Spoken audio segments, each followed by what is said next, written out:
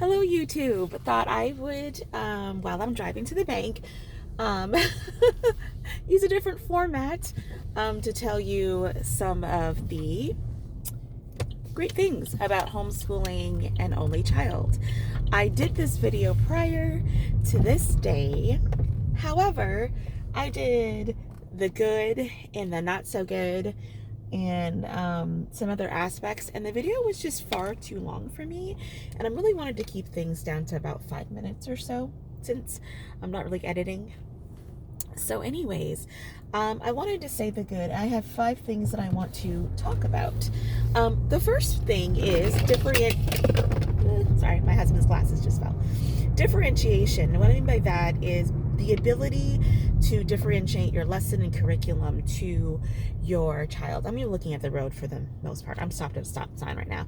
But being able to differentiate your curriculum to your child is a little bit more easier. Yes, you can do that with multiple kids, but I think it's just a little bit more easier for me, I would say, because I only have one, being able to switch things up when we want to. The next thing is switching. And I did say switching.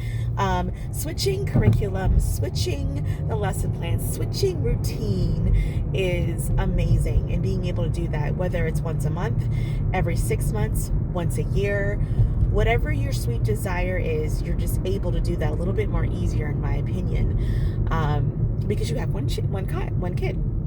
Another benefit is multiple extracurricular activities. If you're anything like me, it's expensive. It's expensive to sign your kid up for gymnastics and dance and skating and ballet and soccer and football and all those things. It can get kind of expensive.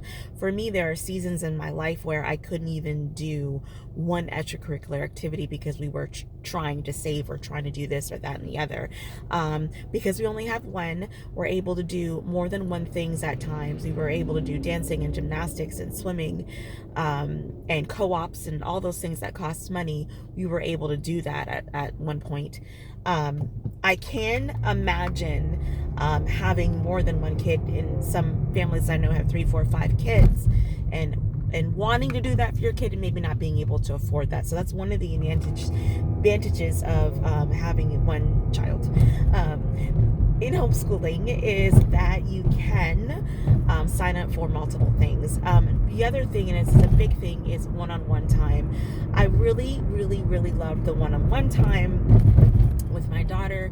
I love it now, but I gotta say, I really cherished it when she was in kindergarten, first grade. She was so small, 5, 6 years old, and what a beautiful time that was to establish that one-on-one quality time with Riley, and only Riley.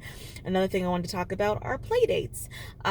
We are privileged and just fortunate enough to have people that we know in the homeschool community that we have connected with, and I'm so happy with.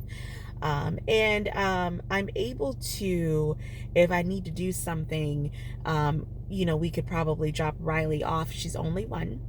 And with a friend of ours for a couple hours while she connects with their children, and I can have some time to do an errand or something or whatever. I think it's just a little bit more easier to do that because we have the one kid.